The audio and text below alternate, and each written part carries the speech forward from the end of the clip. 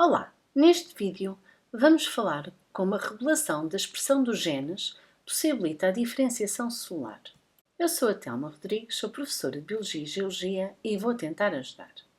No indivíduo existe uma grande diversidade de células. Contudo, todas as suas células possuem a mesma informação genética, uma vez que provém de uma só célula, o zigoto, que por sucessivas divisões mitóticas formou o embrião e depois o organismo. Então, por que razão células com a mesma informação genética apresentam formas e funções tão diferentes? Ao longo do desenvolvimento do indivíduo, ocorrem processos através dos quais células geneticamente idênticas se especializam no sentido de desempenharem funções distintas. Esta especialização, que se designa diferenciação celular, acarreta alterações ao nível da função, composição e estrutura das células. As alterações que se verificam de uma célula para outra dependem da forma como o DNA se expressa. A presença de fatores citoplasmáticos envolvidos nos processos de transcrição e tradução, ou de sinais provenientes de células vizinhas, influenciam a expressão dos genes que conduz à diferenciação celular. Estes fatores interagem com alguns genes, levando a que uns permaneçam ativos, enquanto outros bloqueados.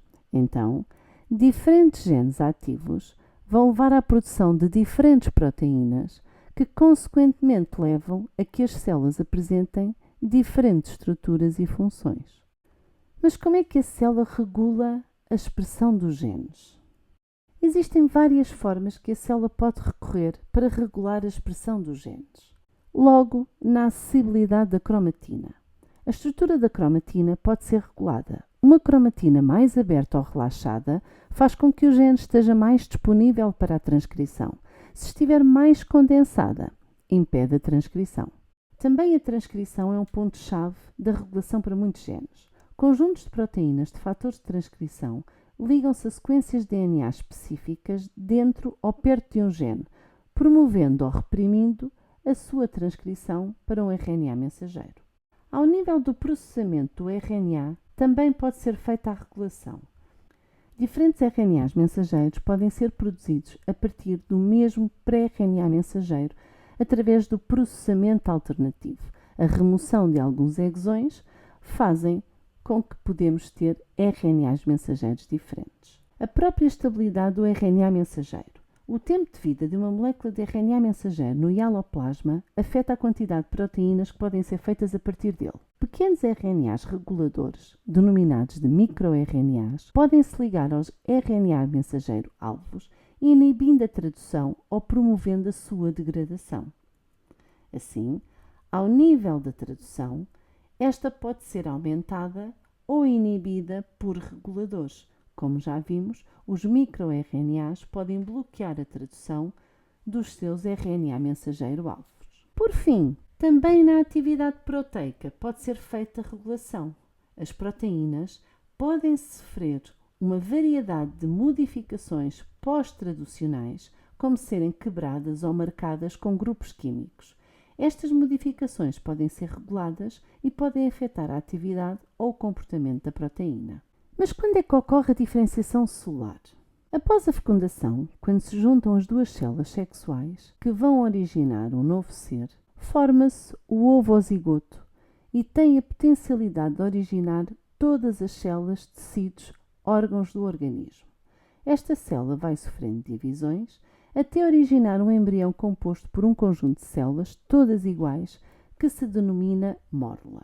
Até este ponto do desenvolvimento embrionário, todas as células têm capacidade de originar qualquer tipo de tecido e, consequentemente, um organismo. Se separássemos cada uma destas células, cada célula destas tinha a capacidade de originar um indivíduo.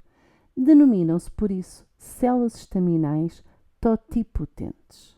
Cerca de uma semana após a fecundação, o embrião sofre a primeira diferenciação celular. Forma-se blastocisto, constituído por dois tipos de células, as células do trofoblasto e as células da massa celular interna.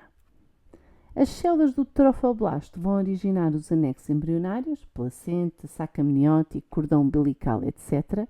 E as células da massa interna vão originar as células do organismo.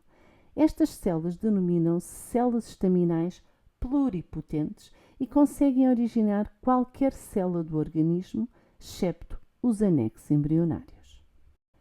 As células pluripotentes podem ser obtidas a partir de embriões, são as células estaminais embrionárias, ou da transformação de células de um organismo adulto modificadas em laboratório e denominam-se células estaminais pluripotentes induzidas ou IPS.